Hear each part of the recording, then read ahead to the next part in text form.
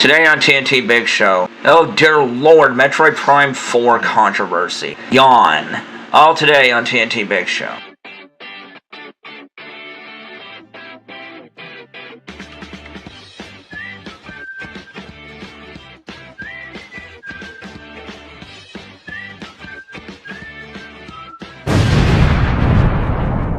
Hello ladies and gentlemen, this is me, Michelle Antakin. And this is Sean. Welcome to TNT Big Show. The Nintendo Direct was shown, it was great, blah blah blah.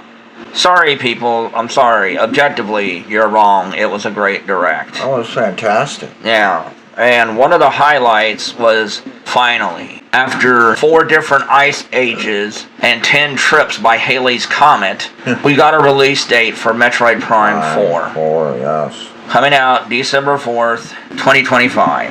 Metroid Prime 4 Beyond. Looks spectacular. Oh, one of my favorite parts, get ready for the torches and pickboards, was the riding the bike scene. Oh, that was just so awesome. That's what I'm getting to. Oh, sorry. No. Of all the things to not be happy with, that has to make controversy? Oh, well, you see, Michelle, first it was Mario Kart World, $80. Then it was Donkey Kong Bonanza. This looks boring. It could become repetitive so quick. Now it's Metroid Prime and the bike racing. And guess what, folks? Mario. Wait a minute. Mario's not wearing his cap this time. This is not a Mario game, but he does a billion other things. And Mario's not wearing his cap. That just doesn't seem right. It's not a Mario game. You know what's going to happen. Oh yeah, the quote-unquote Nintendo fans on Nintendo Live. Yeah. They will find anything to complain about. And with Metroid Prime 4, it's the bike. It's not Metroid. Number one, says who? Yeah. Secondly, this is going to be like an open-ended, open-world game. They wanted to make traveling quicker and more efficient, so they gave you a bike. And like I said, I have made this argument a billion times on our channel. If I sound repetitive to our fans, I'm sorry. But it's the truth. When it comes to, usually, Mario Tennis and all these other games, Mario does the same thing over and over. Zelda games, Zelda does the same thing over. It's so boring. They add brand new stuff, like the badges, the Wonder Flower, Link's ability to build anything out of scrap air. Zelda, I mean, here comes Metroid with a bike. But it's not Mario, it's not Zelda, it's not Metroid. We want the games to be those games. So what do you want? Do you want change or don't you? Yeah, I mean, what Metroid Prime 4 is trying to do is shake the formula up. And to me, it's a welcome change. Yeah, it is. And I keep going back to the video from Xbox era. Talk to someone. And this person nailed. This was back in March of 2024, so the Metroid Prime 4 teaser trailer had not been shown yet. And this person that they talked to nailed every single second of the trailer. Meaning that I believe they actually got to see a lot of the game. Yeah. And what did they say? They said, "You're not ready." They said there is so much new, exciting, and innovative stuff in this game. They said it's really going to blow your mind. Right. We're starting to see bits dribble out. First, it was the psychic abilities. And just how much total control you can have over your abilities. That's pretty innovative. Right. And now for a Metroidvania game to have something that makes your traveling much more efficient and quicker, that's another innovative ideal. Yeah. Because everyone thought this is, like the old Star Trek premise. Samus will take a transport, she'll dematerialize one place, and that's how they thought she was going to travel. Fast travel, yeah. Yeah, or a cutscene. Yeah. Get in her ship, and then, to me, this is far much better. It is. Secondly, we haven't seen how the bike is going to function a lot yet. All we know is that you're going to get to ride it in big open areas.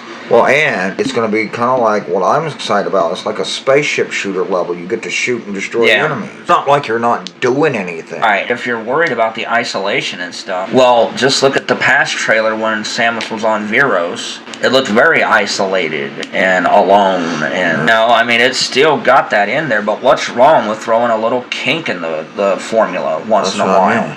Oh, I'll tell you what's wrong, Michelle. Because for all the people who whine and cry, it doesn't look anything different. It doesn't look anything different. Look, it's Metroid Federation. No!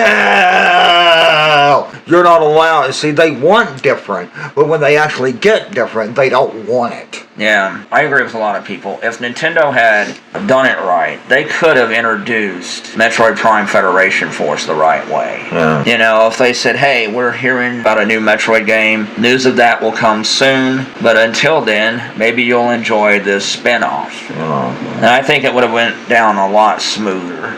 But anyway, like I said, we really don't know the extent of what the bike is there for. That's what I mean. Or if it's even necessary. If it bothers you that much, just go on foot.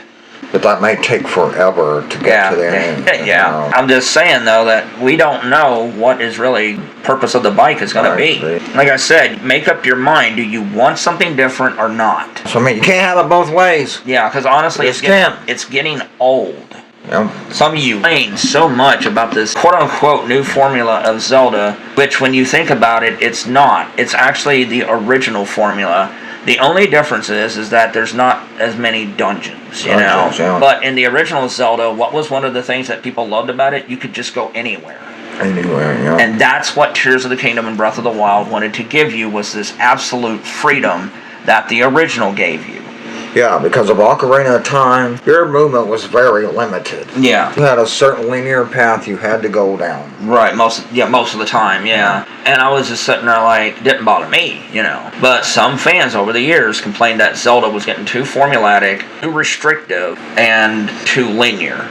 Here comes Breath of the Wild and Tears of the Kingdom destroys that, and you guys don't like that. Oh. Nobody likes to complain more than Nintendo fans. Quote-unquote Nintendo fans. Yeah. I call them grifters. Yeah, but just wait and see. You know, people are like, well, we have a Metroid Prime 4 Direct. Yes, because that's one thing you guys were complaining about before, was it just seemed too much like the other Metroid Prime games. Doesn't that just seem like a Metroid game? Yeah. People, please shut up. You know, people are going to be like, I know there's going to be people comment, like, if they want to complain, yeah, they have a right to complain, and I have a right to criticize their complaint. Exactly. We have a right to criticize, so shut up. Yeah, I'm so tired. I mean, we want something new, you get something new. Oh God, no, not like that. No. You know, I'm just like, what do you want? Do you want something new or not? No. Because if you really don't want nothing new, then please shut up. No. And let those of us who actually want to put our money where our mouth is, let us enjoy it. My comment got removed, but Nintendo Life, of course, had to do an article and one guy said, Metroid Prime 4 is starting to look like Gears 5, and that has me worried. And I'm just like, oh, for the love of humanity. So I left a comment. I said, must be a slow news day. I said, clickbait, rate beige article. That's what I put, and it got deleted. That's because the crybabies at Nintendo Life don't want the truth to be known. Isn't that right, Alex? Are you doing too much waffling? I mean, I understand people are like, they have a business to run. Yeah, but do you have to do that, though? It was just like Andre from Game Explain trying to say, was Tears of the Kingdom really that good? What about Mario Wonder? It just seemed like the badges and stuff were just there. Yeah. And I was just sitting there like, really? Like Michelle said, it's just clickbait. Nintendo Live, Andre, is what the majority of them do, is clickbait just to get clicks. It's what the majority of video game media does, actually, and it's pretty sad. Have to do video titles like, is the Nintendo Switch 2 already dying? You know, or some silly nonsense like that. What did I always say? The history of Nintendo. Whatever they have as success, they never can enjoy it. They always have to fight. Yeah. You know, Sony can enjoy it. Oh, Yeah. hell yes. Sony, their god, Buddha idol. They're allowed to enjoy all the success they want, but not Nintendo. Yeah. You guys, I'm going to go into it with an open mind. And that for me, something like the motorbike adds something new and fresh that's never been done in a Metroidvania game before. It makes me excited because it opens up a whole realm of new possibilities. But yet a lot of you want to act like this is the apocalypse or something. Hey, I heard something. I know what Nintendo can do. We'll give a Switch and a Switch 2 to Baron Trump. You know, there you go, video game media and everybody. Trump has a Switch now. You can love it now. Yeah, folks, a lot of gamers unfortunately fall under the MAGA crap. By the way, we're going to do a separate video about Trump and his goons going after video games. So good job, gamers, sticking up for Trump. But anyway, the fact of the matter is that it seems like you people just don't know what you want, don't know what makes you happy. Try something. You're asking people who have Stone Age brains to try something new? Yeah, shame on me. But I just hope, come on guys, let's chill. And I think there's going to be a Metroid Prime 4 Direct, because if this game really does have a lot of this great new stuff, I don't think you're going to be able to fit it into a 2 or 3 minute trailer. True. I think it'll happen after Kirby Air Riders comes out. I think it'll hopefully be at least 25 minutes, and it'll help get people to understand why they should be excited about Metroid Prime 4. This is me, Michelle Tackett. And this is Sean. Have a good one.